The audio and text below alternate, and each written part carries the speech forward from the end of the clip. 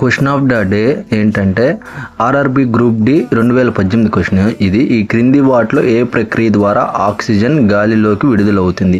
Answer వచ్చేసరికి కిరణజన్య సంయోగ క్రియ, ఇంగ్లీష్లో ఫోటోసింథసిస్ అంటారు. అసలు కిరణజన్య సంయోగ క్రియ ఏంటంటే మొక్కలు ఉన్నాయి కదా, ఆ మొక్కలు ఏం చేస్తాయి అంటే కార్బన్ డైఆక్సైడ్ని తీసుకుంటాయి.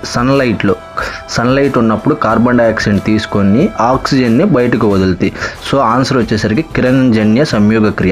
శ్వాసక్రియ అంటే ఏంటంటే మనుషులు మనం ఉన్నాం కదా, కార్బన్ డైఆక్సైడ్ని బయటకు వదులుతాము, గాలినేమో మన లోపలికి పీల్చుకుంటాము. ఆప్షన్ 3 వచ్చేసరికి బాష్పోత్సేకం అంటే ఏంటంటే మొక్కలు వాటర్ని బయటకు వదలటాన్ని బాష్పోత్సేకం అంటారు. ఇక 4th ఆప్షన్ ఉంది కదా, విసర్జన అంటే ఏంటంటే మనం ఏదైతే ఫుడ్ అయితే తీసుకుంటామో దాన్ని బయటకు రిలీజ్ చేయటాన్ని అయితే విసర్జన అంటారు. సో దీనికి ఆన్సర్ వచ్చేసరికి కిరణజన్య సంయోగ క్రియలో మనకి బయటకు అనేది వస్తుంది.